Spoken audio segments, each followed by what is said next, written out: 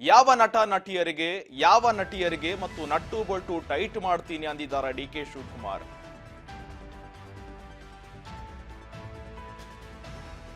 ನಟಿಯರಿಗೆ nut bolt tight ಮಾಡ್ತೀನಿ ಅಂತ DK Shivakumar full ಗರಂ ಆಗಿದ್ದಾರೆ. ಯಾವ ನಟಿಗೆ ನಟ್ಟು ಬೊಲ್ಟು ಟೈಟ್ ಮಾಡ್ತೀನಿ ಅಂತ ಹೇಳಿದ್ರು ಡಿಕೆ ಶಿವಕುಮಾರ್. ಈ ಬಗ್ಗೆ ಎಲ್ಲೆಲ್ಲಿ ನಟ್ಟು ಬೊಲ್ಟು ಟೈಟ್ ಮಾಡಬೇಕು ಅಂತ ನನಗೆ ಗೊತ್ತಿದೆ. ಬೆಂಗಳೂರು ಚಲನಚಿತ್ರೋತ್ಸವ ಕಾರ್ಯಕ್ರಮದಲ್ಲಿ ಡಿಕೆಶಿ ಗರಂ ಆಗಿದ್ದಾರೆ.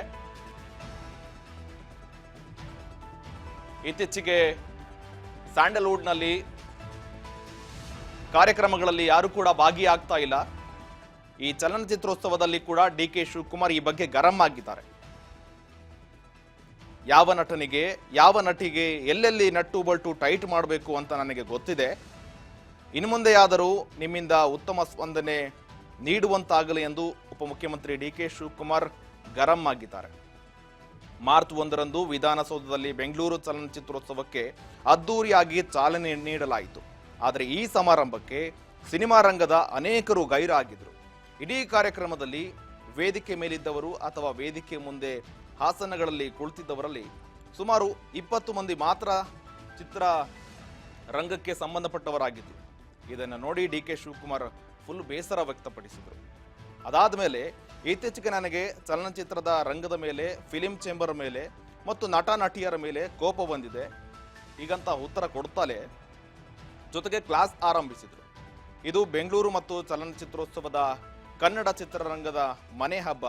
ಈ ಹಬ್ಬಕ್ಕೆ ಮನೆಯವರೆಲ್ಲರೂ ಕೂಡ ಇರಬೇಕು. ಆದರೆ ಹುಡುಕಿ ನೋಡಿದ್ರೆ 20ಕ್ಕೂ ಹೆಚ್ಚು ಜನರು ಮಾತ್ರ ಕಾಣ್ತಾ ಇದ್ದಾರೆ. ಇನ್ನು ಮಿಕ್ಕಿದವರು ಎಲ್ಲಿ ಅಂತ ಕೂಡ ಬೇಸರ ಹೊರ ಹಾಕಿದ್ದಾರೆ. ಹಾಗಾಗಿ ನನಗೆ ಗೊತ್ತು ಎಲ್ಲೆಲ್ಲಿ ನಟ್ಟು ಬೋಲ್ಟು ಟೈಟ್ ಮಾಡಬೇಕು, ನಾನು ಟೈಟ್ ಮಾಡ್ತೀನಿ ಅಂತ ಕೂಡ ಈ ನಡುವೆ ಗರಂ ಆಗಿದ್ದಾರೆ. ಈ ಬಗ್ಗೆ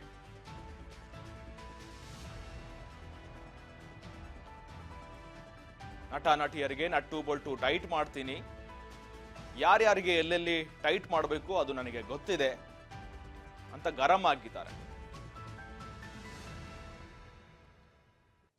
ಹುಡುಕಿ ನೋಡಿದ್ರೆ 20ರಷ್ಟು ಮಾತ್ರ ಚಲನಚಿತ್ರ ಉದ್ಯಮಕ್ಕೆ ಸಂಬಂಧಪಟ್ಟ ನಾಯಕ ನಟರು ಇದರಲ್ಲಿ. ಹೀಗಾಗಿ ತಮಿಳುನಾಡಲ್ಲೆಲ್ಲ ನಾವೆಲ್ಲ ಗಮನಿಸಿದ್ದೇವೆ. ಸೊ ಅವ್ರು ಹೇಳ್ದಂಗೆ ಬೇರೆ ಇಲ್ಲ, ಯಾರು ಎಲ್ಲಿ ಬೇಕಾದ್ರೂ ಬೆಳಿಬೋದು, ಮಾಡ್ಬೋದು. ಸೊ ನೀವೆಲ್ಲ ಬಣ್ಣ ಹಾಕೊಂಡು ನಾಟಕ ಮಾಡ್ತೀರಿ, ನಾವು ಬಣ್ಣ ಹಾಕೊಳ್ದೆ ದಿನ ಸಿನಿಮಾ ಮಾಡ್ತಾ ಇದ್ದೀವಿ.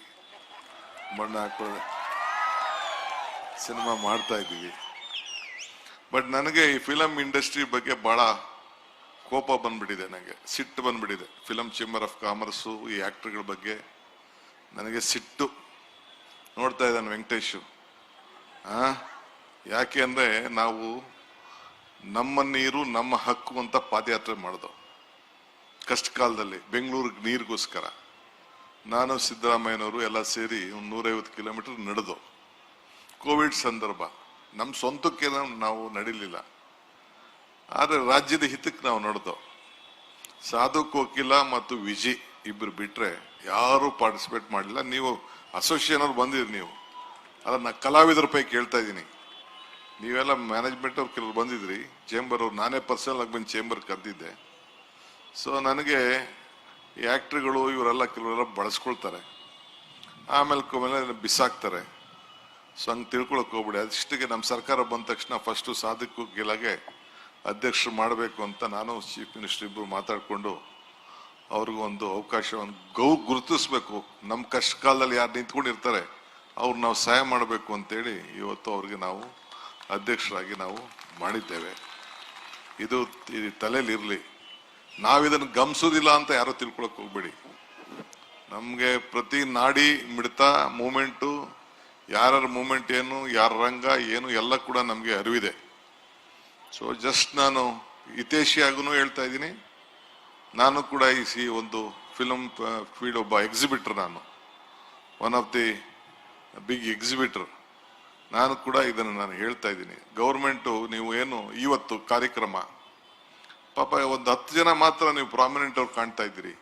ಇದೇನು ಸಿದ್ದರಾಮಯ್ಯನವ್ರ ಮನೆ ಪ್ರೋಗ್ರಾಮ್ ಅಲ್ಲ, ಡಿ ಕೆ ಶಿವಕುಮಾರ್ ಮನೆ ಪ್ರೋಗ್ರಾಮ್ ಅಲ್ಲ, ಇಲ್ಲ ಅಂದ್ರೆ ಕಿಶೋರ್ದಲ್ಲ, ಸಾಧು ಕೋಕಿಲನ್ ಪ್ರೋಗ್ರಾಮ್ ಅಲ್ಲ, ಇದು ಇಂಡಸ್ಟ್ರಿ ಪ್ರೋಗ್ರಾಮ್. ಇದು ಈ ಇಂಡಸ್ಟ್ರಿ ಪ್ರೋಗ್ರಾಮ್ಗೆ ಆಕ್ಟರ್ಗಳು, ಪ್ರೊಡ್ಯೂಸರು, ಡೈರೆಕ್ಟರ್ಗಳು, ಕಲಾವಿದರು ಬರಲಿಲ್ಲ ಅಂತಂದ್ರೆ ಯಾರು ಬರ್ತಾರೆ?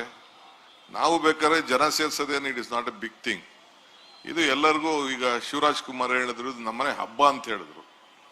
ಆ ಭಾವನೆ ಪ್ರತಿಯೊಬ್ಬ ಕಲಾವಿದರಿಗೆ, ಪ್ರತಿಯೊಬ್ಬ ಎಕ್ಸಿಬಿಟರ್ಗೆ, ಪ್ರತಿಯೊಬ್ಬ ಪ್ರೊಡ್ಯೂಸರ್ಗೆ, ಡೈರೆಕ್ಟರ್ಗೆ, ಆಕ್ಟರ್ಗೆ ಬರಲಿಲ್ಲ ಅಂತಂದ್ರೆ ಏಂತಕ್ಕೆ ಫಿಲಂ ಫೆಸ್ಟಿವಲ್ ಮಾಡಬೇಕು? ಇವತ್ತು ಇಂಟರ್ನ್ಯಾಷನಲ್ ಫಿಲಂ ಫೆಸ್ಟಿವಲ್ ಇವತ್ತು ಏನು, ನಿನ್ನೆ ತಾನೇ ನಾನು 2 ರೌಂಡ್ ಮೀಟಿಂಗ್ ಆಯ್ತು. ನಿನ್ನೆ ತಾನೇ ಇಫಾನ ಇಲ್ಲಿ ಮಾಡಬೇಕು, ಇಂಟರ್ನ್ಯಾಷನಲ್ ಫಿಲಂ ಅವಾರ್ಡ್ ಫಂಕ್ಷನ್ ಇಲ್ಲಿ ಮಾಡಬೇಕು ಅಂತೇಳಿ, ಸೌತ್ ಇಂಡಿಯಲ್ಲಿ ಮಾಡಬೇಕು ಅಂತೇಳಿ ದೊಡ್ಡ ಚರ್ಚೆ ನಡೀತಾ ಇದೆ.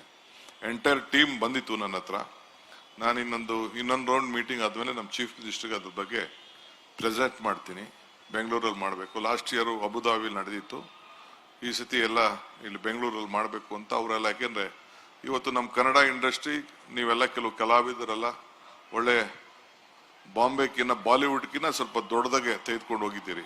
ಇದಕ್ಕೆ ನಿಮ್ದೆಲ್ಲ ಶ್ರಮ ಇದೆ, ಎಲ್ಲ ಕೂಡ ಇದಕ್ಕೆ ನಾವು ಅಭಿನಂದಿಸಬೇಕು. ಇಡೀ Bharat, India, Bollywood, Hollywood both are looking at Karnataka. ಇದು ನಿಮ್ಮೆಲ್ಲರ ಶ್ರಮದಿಂದ, ನಿಮ್ಮ ಕಷ್ಟದಿಂದ. ನಿಮ್ಗೆ ಯಾರು ಫೈನಾನ್ಸ್ ಕೊಡೋದಿಲ್ಲ ಅನ್ನೋದು ಗೊತ್ತಿದೆ ನನಗೆ. ನಿಮ್ಮ ಫೈನಾನ್ಸು ಚಕ್ರ ಬಡ್ಡಿ 3%, 36%, ಎಲ್ಲ ಬೇಕಾದಷ್ಟು ಕಷ್ಟ ಇದೆ ಅನ್ನೋದು ಕೂಡ ನನಗೆ ಅರಿವಿದೆ. ಏನ್ ನಿನ್ಗೆ ನಮ್ಗೇನು ಗೊತ್ತಿಲ್ಲ ಅಂತ ತಿಳ್ಕೊಳಕ್ ಹೋಗ್ಬೇಡಿ. ಆದ್ರೂ ಕೂಡ ಗೌರ್ಮೆಂಟ್, ಇದು ನಾವಲ್ಲ, ಗೌರ್ಮೆಂಟ್ ಆಚಾರ ವಿಚಾರನ ಪ್ರಚಾರ ಮಾಡೋದು ಕೂಡ ನಿಮ್ಮ ಧರ್ಮ. ನಿಮ್ಮ ಕಲೆ ಮುಖಾಂತರ, ನಿಮ್ಮ ಸಿನಿಮಾದ ಮುಖಾಂತರ, ನಿಮ್ಮ ಥಿಯೇಟರ್ಗಳ ಮುಖಾಂತರ ಸಮಾಜ. ಈಗ ನಾವು 5 ಗ್ಯಾರಂಟಿ ತಂದೋ, ಏಂತಕ್ಕೆ ತಂದೋ 5 ಗ್ಯಾರಂಟಿ?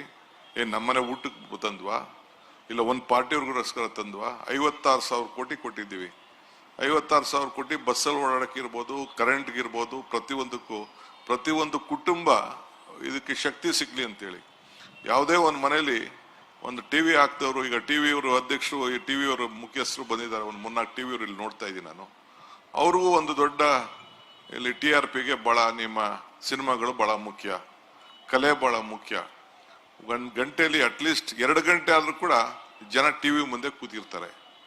ನೀವೇನ್ ಪ್ರದರ್ಶನ ಮಾಡ್ತೀರಿ, ನೀವೇನ್ ತಯಾರು ಮಾಡ್ತೀರಿ, ಥಿಯೇಟರ್ ನೋಡಕ್ಕಾಗಲಿಲ್ಲ, ಟಿವಿಲಾರು ನೋಡ್ತಾ ಇದ್ದಾರೆ.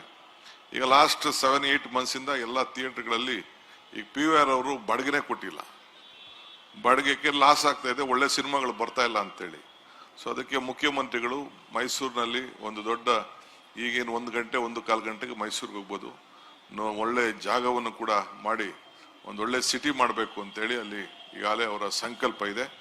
ಬಹುಶಃ ಈ ಬಜೆಟ್ ಆದ್ಮೇಲೆ ಒಂದು ಪ್ಲಾನ್ ಸಬ್ಮಿಟ್ ಆಗಿತ್ತು, ಆ ಪ್ಲಾನ್ ಸರಿ ಇಲ್ಲ ಅಂತೇಳಿ ಅವರೇ ಅದಕ್ಕೆ ರಿಜೆಕ್ಟ್ ಮಾಡಿದ್ದಾರೆ. ಒಂದು ಕೂತ್ಕೊಂಡು ಅನೇಕರ ಹತ್ರ ಚರ್ಚೆ ಮಾಡಿ ಒಂದು ಅಂತಾರಾಷ್ಟ್ರೀಯ ಮಟ್ಟದ ಒಂದು ದೊಡ್ಡ ಫಿಲಂ ಸಿಟಿ ಮಾಡಬೇಕು ಅನ್ನೋದು ಅವರ ಸಂಕಲ್ಪ ಇದೆ. ಅದು ಕೂಡ ಮಾಡಲಿಕ್ಕೆ ಇವತ್ತು ಎಲ್ಲ ಹೊರಟಿದ್ದಾರೆ. ತಮ್ಗೆ ನಾವು ಕೇಳೋದಿಷ್ಟೇ, ಹಿಂದೆ ಕೂಡ ಬಹಳ ದೊಡ್ಡ ದೊಡ್ಡ ಕಲಾವಿದರೆಲ್ಲ ನಮ್ಮ ರಾಜ್ಯದಲ್ಲಿ ಬೆಳೆದು ಹೋಗಿದ್ದಾರೆ. ಮುಂದಕ್ಕೂ ಕೂಡ ಯಂಗ್ಸ್ಟರ್ಸ್ಗೆಲ್ಲ ಬೇಕಾದಷ್ಟು ಅವಕಾಶ ಇದೆ, ಸ್ಕೋಪು, ಲ್ಯಾಂಗ್ವೇಜು ಎಲ್ಲ ಇದ್ದ. ಹಿಂದೆ ರಾಮನಗರದಲ್ಲಿ ಶೋಲೆ ನಡೆಸಿದಾಗ ಯಾರ್ದು ಸಾಧ್ಯನಾ ಇಂಥದ್ದೆಲ್ಲ ಅಂತ ಕೂಡ ಹಿಂದೆ 40-50 ವರ್ಷದಿಂದ ಮಾತಾಡ್ತಿದ್ರು. ಹಿಂಗೆಲ್ಲ ಇವತ್ತು ಕೂಡ ನಮ್ಮ ಕರ್ನಾಟಕ ರಾಜ್ಯದಲ್ಲಿರೋಂಥ ಸಿರಿ ಸಂಪತ್ತೇನಿದೆ, ಇಲ್ಲಿರೋಂಥ ಮಲೆನಾಡು ಪ್ರದೇಶ ಏನಿದೆ, ಚಿಕ್ಕಮಗಳೂರು ಇರ್ಬೋದು, ಕೂರ್ಗ್ ಇರ್ಬೋದು, ನಮ್ಮ ಸೀಶೋರ್ ಇರ್ಬೋದು, ಏನು ಕೋಸ್ಟಲ್ ಬೆಲ್ಟ್ ಇರ್ಬೋದು, ಇಲ್ಲ ಉತ್ತರ ಕರ್ನಾಟಕದಲ್ಲಿರೋಂಥ ಗೋಲ್ಗುಂಬಸ್ ಇರ್ಬೋದು, ಬೇರೆ ಬೇರೆ ವಿಜಯನಗರದ ಎಂಪೈರ್ ಇರೋಂಥ ಸ್ಥಾನಗಳು, ಎಂತೆಂಥ ಚಿತ್ರವನ್ನ ನೋಡೋಂಥ ತೋರಿಸೋಂಥ ಒಂದು ದೊಡ್ಡ ಅವಕಾಶ ಇದೆ. ಆ ಹಿನ್ನೆಲೆಯಲ್ಲೇ ಮುಖ್ಯಮಂತ್ರಿಗಳು ಇದು ಈ ರಾಜ್ಯ ಸರ್ವ ಜನಾಂಗದ ಶಾಂತಿಯ ತೋಟ ಅನ್ನೋ ಥೀಮ್ ಅನ್ನ ಇಡೀ ದೇಶಕ್ಕೆ ಒಂದು ಕಳಿಸ್ಬೇಕು ಅನ್ನೋ ದೃಷ್ಟಿಯಿಂದ ಇವತ್ತು ಆಯ್ಕೆ ಮಾಡಿ ಕಳಿಸಿದ್ದಾರೆ. ನಿಮ್ಗೆಲ್ಲ ಶುಭವಾಗ್ಲಿ.